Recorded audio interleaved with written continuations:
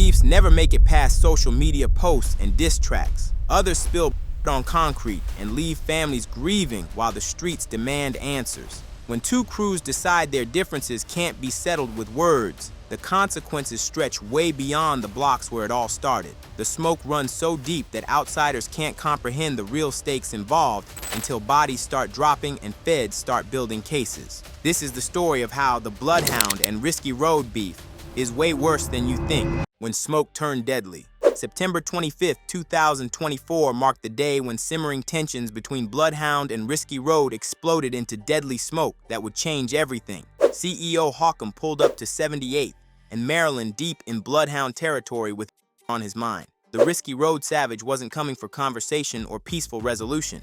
He was coming to catch bodies and settle scores that had been building between the crews. The that followed wasn't some random street violence or mistaken identity situation.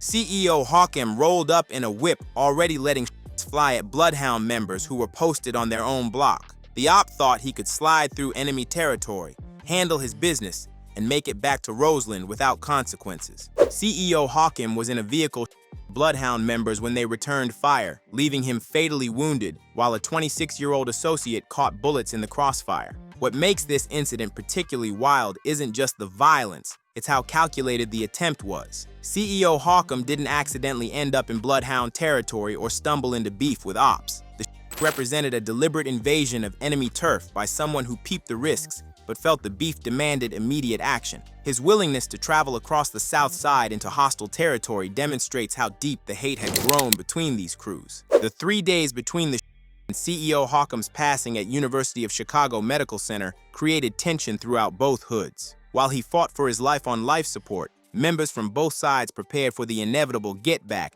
that would follow regardless of whether he survived. The streets understood that crossing certain lines creates consequences that stretch way beyond individual steppers. CEO Hawkham's death on September 28, 2024 at 1:44 p.m. officially marked the point where the beef moved from threatening social media posts to documented bodies. The University of Chicago Medical Center became another location where Chicago's drill culture claimed another young life, adding to the growing list of casualties and conflicts that seemed to have no end. The aftermath revealed how quickly street politics can spiral beyond anyone's control. What started as territorial disputes and social media disrespect had escalated to the point where young savages were willing to risk everything for revenge against ops they may have never personally crossed. But CEO Hawkham wasn't the only rapper whose life got cut short behind this war. On June 8, 2024, Lil Jeff, from the Bloodhound gang, got sprayed up on South Rhodes Avenue. Reports said he was hit upwards of a dozen times, and though he was rushed to the hospital, he didn't make it. A video, unconfirmed but viral, showed someone getting aired out in broad daylight, fueling speculation that it was him. Shell casings were everywhere. Whoever did it came with intention. While nobody officially tied his to Risky Road, you can't separate it from the war that's been unfolding. Lil Jeff wasn't taken out as a direct retaliation for any one incident, but his death came in the same wave of violence that CEO Hawkham later intensified. In this kind of beef, even if you're not the direct target, your affiliation puts you in the line of fire. Lil Jeff's legacy kept moving. The posthumous album, Stepping In, dropped June 26, 2024, with a remix of Ah featuring G Herbo. That alone stamped his name in drill history. Collabs with Lil Scoom 89 and even a tribute from Philly rapper Wibigdul showed that Jeff's voice reached past Chicago. But on the home front, his death became one more reason the beef couldn't cool down. Just how deep does this beef go? To understand that, we need to go back to how these gangs started. Funny origins. Bloodhound came up in late 2013 out in Chatham. They were a crew of younger BDs who weren't moving under the regular BD structure. They did their own thing. Most of them came from Drill City on 79th in Maryland and MTV on 79th in Vernon. They repped under the 0679 banner, rolling with sets like 400 E Drive and Trap City. But because they weren't answering to any big homies, they moved with more freedom and way more pressure. In a TRSH interview, when Bloodhound Q50 was asked if he could change anything about where he came from, he said he wouldn't, meaning he was okay with his hood. I ain't gonna lie, this bitch bustin'. I won't really change shit, I ain't gonna lie. Only thing I'd change is like, who the fuck am I to put some input on Chain City?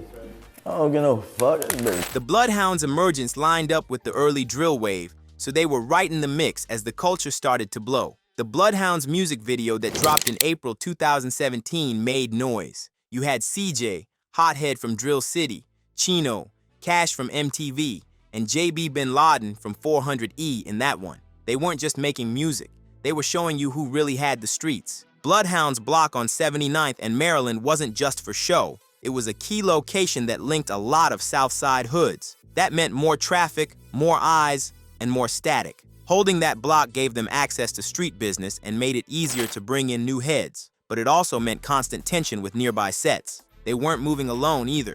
They had ties with NLMB, GME, Walk Down Gang, Rack City, and 400E. So when it came to beef, it could turn into a whole network going to war. One small situation could bring out entire alliances. Risky Road got started a little earlier, around 2011, as a crew under the Four Corner Hustlers. They came together after the Martise Evans. When the older members didn't step up after his death, the younger guys formed their own squad. Their mission was simple: rep their block and ride for T-Ski. The name Risky Road came from their turf on 104th in Maryland. That block was wild. Just being outside could get you pressed. It was the kind of place where you had to be tapped in or you were a target. Unlike Bloodhound, Risky Road didn't have any structure or guidance. Most of their older heads were locked up or dead, so the shorties were figuring things out on their own.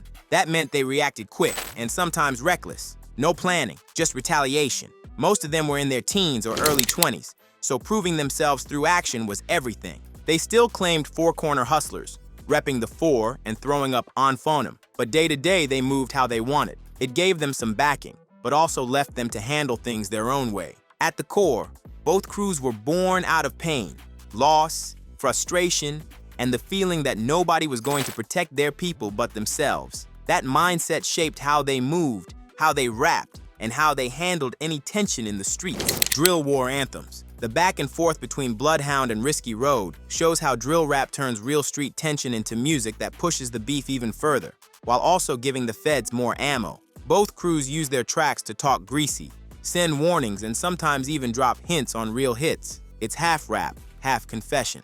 Bloodhound Q50 has been frontlining the mic for his side, especially during the tail end of 2024. On November 1, Q50 linked up with SMGYUNGIN on a track titled Risky Road. That collab wasn't by mistake. It showed Bloodhound had artists who'd ride on wax too. The track was like a group statement, putting the ops on blast while showing their whole camp was standing on business. Then came the most direct shot, FCK Risky Road, which dropped on November 6 with Quick Stasher. The name says it all. It was a full team diss, disrespect dialed all the way up. No metaphors, no holding back, just raw aggression. The track made it clear, they weren't just beefing, they were applying pressure, musically and otherwise. But all this didn't start with Q50. Before him, Lil Jeff laid the groundwork for how Bloodhound used music to talk street life. His tracks like Bloody Family, Can't Beat Us, I Love My Draco, and Ah had real street vibes, and a lot of what he said in them blurred the line between drill art and real talk. After Jeff got hit on June 8, 2024, his name carried even more weight. Bloodhound started turning up in his honor. His influence was still all over their music. Same energy, same disrespect, same tone. Even Rel Vert's collab with him on I Love My Draco was more than a track. It showed how tapped in their circle was and how much their music came from real situations. Risky Road didn't put out as much, but they still clapped back. In early 2025, they dropped a snippet going at Bloodhound and Drench Gang. The line that caught traction, "My favorite op got turned into a ghost, now they trying to see who I smoke, pulling this all on my duck." It was funny, but it had weight too. They weren't hiding. They were brushing off the noise and still holding their ground. The humor masked the message though. Behind the jokes was the same thing: territory, image, survival. They wanted to show that they weren't ducking anything, and they had the city's attention even with fewer tracks out. Risky Road's roster, bands, Rack Ride, Lil Quizzy, ain't got as much music online. Maybe by choice, maybe because they weren't chasing fame like that. Either way, it made Bloodhound look more dominant on social media and YouTube, where drill fans eat up that kind of consistency. CEO Hawkins, before he got dropped, was one of Risky Road's most vocal rappers. He didn't just diss Bloodhound on tracks, he really went to check them in person, and that's what led to his death. His music made it known he wasn't just bluffing, and that's how drill tracks sometimes turn into real-life smoke. Bottom line, the music ain't just music. Every bar is a statement. These tracks serve as receipts, claims, threats, warnings. And when it's all online, it's not just fans listening. The feds have got ears too. But in drill, clout, and reputation come before caution, and both sides have been running with that. Federal consequences. Once bodies started dropping and dissies turned into funerals, it was only a matter of time before the feds got involved. What started as a street-level war between Bloodhound and Risky Road quickly turned into something way bigger. The ops weren't just beefing in songs anymore. They were building open cases with every track, post, and body left on the pavement. Bloodhound's legal drama hit a new level when T-Slick and J-Mo got picked up for a double that had nothing to do with Risky Road, but everything to do with how wide their beef web really stretched. On January 26, 2024, Monterio Williams and Robert Boston from BKN got left leaking outside Innovations High School, right in the loop. That hit wasn't sloppy, it was strategic. Somebody get shot.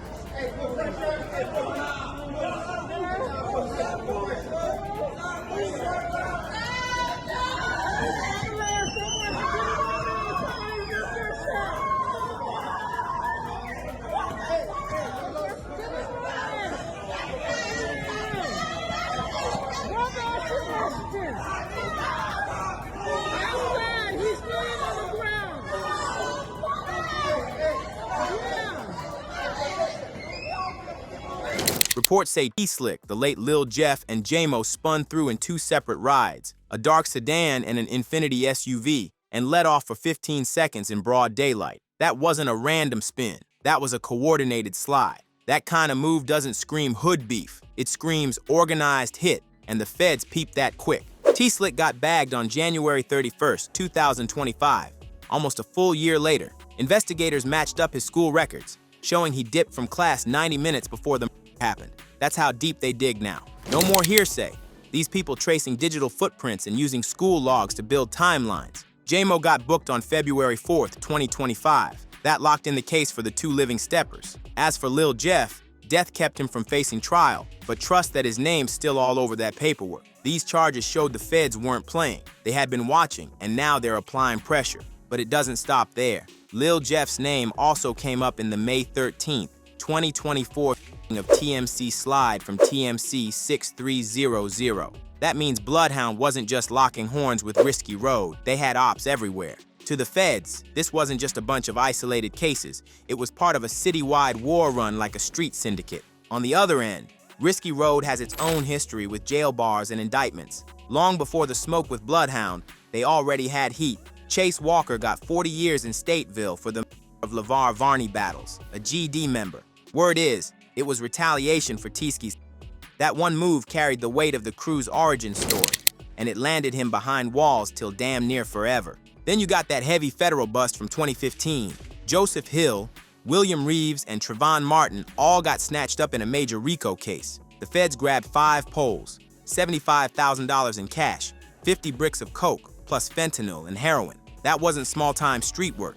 That was cartel-level weight. That's how Risky Road was funding their moves, and the feds made sure to shut that down. By January 2nd, 2016, the hammer dropped. Sentences ranged from 15 to life for gun charges, 10 to life for moving drugs, and 20 to life for attempted drills. Just like that, whole sections of Risky Road's OG lineup vanished. With all that manpower gone, the shorties took over, and without guidance, they moved reckless. That was when the new wave of chaos started. And now music wasn't just music. The lyrics, the bars, the IG lives, all that is case evidence. Bloodhound and Risky Road have both been making tracks where they name ops, claim hits, and talk too spicy about real life. The feds use those songs as confessions. They piece together lyrics, match it with timestamps, and boom, you got a fed case built straight off a verse. What makes it worse is how social media, music, and real-life events are all syncing up. You diss somebody on a Friday, they get dropped on Sunday, and your next track brags about it by Monday. For the feds, that's open and shut. Beyond the bodies in courtrooms, there's more fallout. Civil asset seizures, RICO surveillance, and contact bans that stop crews from linking up like they used to. What was once just hood politics is now under national eyes. They are watching everything. But even with all that, the cycle hasn't slowed down. Every arrest creates a hole, and every release brings someone back outside with more pain and more reasons to slide. Every sentence handed down just becomes another reason for the next wave to pop out and seek revenge. These streets keep score, even when the courtroom thinks the story's done. And as long as those blocks stay contested and the names stay active, the beef lives on. It isn't a question of if more blood's getting spilled. It's just a matter of who's next to get added to the list. If you like this video, click one of the windows on either side to watch a video similar to this one.